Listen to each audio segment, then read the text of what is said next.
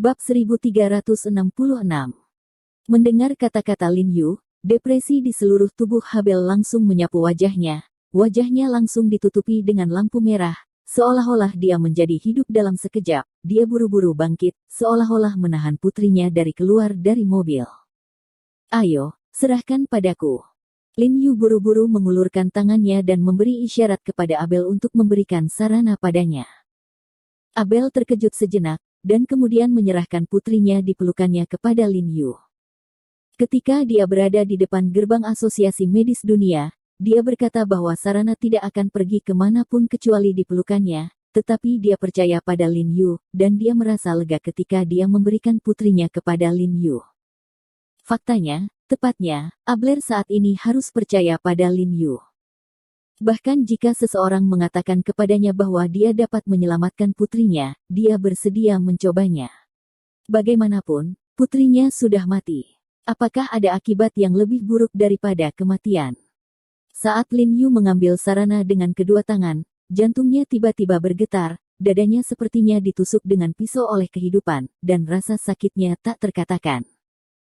Padahal, dia sudah mempersiapkan mental sejak lama, mengira berat badan sarana pasti akan berkurang, namun dia tidak menyangka berat badan sarana akan menjadi begitu ringan. "Saudara Niu, cepat, pergi ke kamarku dan ambil peralatan medisku." Lin Yu memberi perintah kepada 100 orang, dan memeluk sarana dan bergegas menuju rumah. Setelah melihat ini, kepala pelayan tua itu bergegas masuk terlebih dahulu dan pergi ke rumah untuk sarana untuk membersihkan kamar. Abel buru-buru mengikuti. Ani sedikit mengernyit, melirik punggung Lin Yu dengan heran, dan bergegas untuk menyusul. "Tuan Abler, apakah Anda benar-benar mempercayainya?"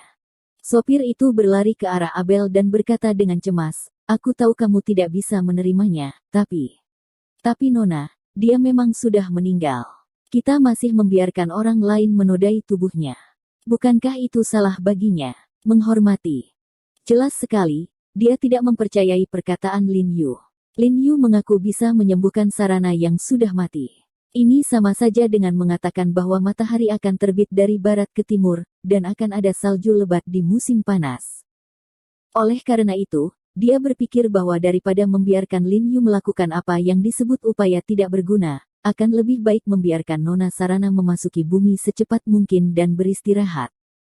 Yang dia butuhkan sekarang bukanlah rasa hormat. Ekspresi Abel berubah tiba-tiba saat mendengar kata-kata pengemudi itu. Dia merobek kerah pengemudi dan berkata dengan tajam, yang dia butuhkan sekarang adalah hidup. Setelah berbicara, dia mendorong pengemudi dengan keras, berbalik dan dengan cepat mengejar Lin Yu. Setelah Lin Yu membawa sarana ke dalam rumah, kepala pelayan tua itu sudah bergegas sebelumnya untuk membereskan kamar di lantai pertama, dan Lin Yu langsung meletakkan sarana di tempat tidur. "Pak, peralatan medis Anda." Pada saat yang sama, Bai Rentu sudah mengambil peralatan medis Lin Yu. Lin Yu mengambil peralatan medis, memandang orang-orang yang masuk, dan berkata dengan suara yang dalam, "Ani tetap di sini, semua orang akan keluar, termasuk Tuan Abel." Mendengar suaranya, ekspresi Habel berubah sedikit, lalu dia buru-buru melambai ke semua orang dan mendesak, "Cepat, keluar, keluar." Karena dia telah memilih untuk percaya pada Lin Yu, dia secara alami harus bekerja sama dengan Lin Yu tanpa syarat. Setelah semua orang keluar, Ani mengunci pintu di belakangnya. Dia memandang Lin Yu dengan tidak percaya dan berkata, Kamu. Apakah kamu serius? Dilihat dari pengalaman medis saya selama bertahun-tahun, Sarah Nonana, dia memang sudah mati." "Dia tidak mati." Lin Yu membuka kotak medis dan mengeluarkan jarum perak naga dan Phoenix-nya, dan berkata dengan tenang kepada Ani, "Jika aku memberitahumu, semua ini sudah dirancang sebelumnya, apa kau percaya?" Berbicara, Lin Yu mengangkat kepalanya dan melirik Ani, sekali lagi menunjukkan senyum seperti matahari musim semi yang hangat. Kamu merancang semua ini?" Ani membelalakkan matanya karena tidak percaya ketika dia mendengar ini, hatinya terkejut, dan dia bertanya dengan suara gemetar, "Maksudmu, keadaan, kematian, sarana saat ini juga diatur olehmu?" Lin Yu mengangguk, lalu mengeluarkan sepasang sarung tangan medis dan menyerahkannya kepada Ani, dan berkata, "Bantu aku melepas pakaian di tubuh bagian atas Nona Sarana." Ani buru-buru mengambil sarung tangan yang diberikan oleh Lin Yu, dan sambil memakainya, dia bertanya dengan heran, Tapi bagaimana kamu melakukannya? Bagaimana kamu bisa membiarkan seseorang mati dan mati?" Kenyataan ini telah melampaui pengetahuan Ani. Dia tahu bahwa pengobatan Tiongkok sangat ajaib, tetapi pemandangan di depannya tidak dapat lagi dijelaskan dengan sihir, itu hanya sihir. Dia telah dirawat di dokter selama bertahun-tahun, dan bukan karena dia tidak pernah melihat kasus kematian palsu, tetapi jika kita memeriksanya dengan cermat, kita dapat menemukan tanda-tanda vital yang lemah dari kasus-kasus ini, tetapi dia sekarang jauh dari sarana di tempat tidur. Begitu dekat, Anda sama sekali tidak bisa melihat karakteristik kehidupan dari sarana.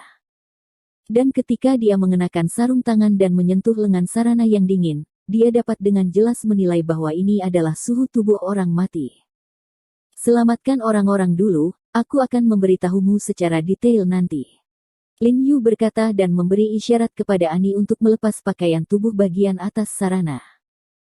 Kemudian En buru-buru melepas gaun rumah sakit sarana, karena sarana sangat kurus, sehingga En dengan mudah melepas pakaian bagian atas sarana. Selama proses membuka baju Ani kaget. Dalam keadaan normal, setelah meninggal badan menjadi dingin, dan persendian anggota badan menjadi sangat kaku. Sulit untuk memakai dan melepas pakaian. Oleh karena itu, banyak anggota keluarga pasien yang mengejar pasien. Pasien memakai kain kafan di antara kematian. Tetapi saat ini Ani menemukan bahwa meskipun sarana memiliki suhu tubuh yang dingin, persendiannya masih sangat halus, yang tidak menghalangi keausan dan lepasnya pakaiannya. Namun keheranan ini tidak berlangsung lama, karena ia dengan cepat dikejutkan oleh tubuh sarana yang licin. Ia tidak bisa menahan nafas, dan tanpa sadar tubuhnya bergidik. Menurutnya, di depan matanya sarana tampak seperti kerangka yang ditutupi kulit berdaging. Lin Yu tidak bisa menahan rasa kesemutan yang tiba-tiba ketika melihat pemandangan ini, dadanya seperti dihancurkan oleh batu besar, dan dia tumpul. Dia tahu bahwa bahkan jika dia menyelamatkan sarana sekarang, dengan kondisi fisik sarana, selanjutnya perawatannya akan sama sulitnya. Lin Yu menarik napas dalam-dalam, menenangkan suasana hatinya, tampak tegas, mengambil jarum perak yang sedikit lebih tebal, meraih tangan kiri sarana, dengan lembut menusuk jari telunjuk sarana, lalu meremasnya dengan keras. Sel darah hitam dan merah kecil keluar. Kemudian dia meraih tangan kanan sarana dan mengulangi langkah tadi. Kemudian dia mengambil beberapa jarum perak dan menusuknya dengan ringan di dada sarana satu persatu jarum kelima yang digunakan dalam metode jarum Dharma Soul Guimen. Setelah dia menggunakan kekuatan spiritualnya untuk menggunakan semua jarum tambahan, lapisan tipis keringat keluar dari ujung hidungnya. Kemudian, dia mengambil jarum perak panjang dan meletakkan tangannya di dada sarana. Setelah melakukan pengukuran, dia membidik titik akupuntur Guimen yang ditentukan oleh dada sarana dan menusuknya dengan keras.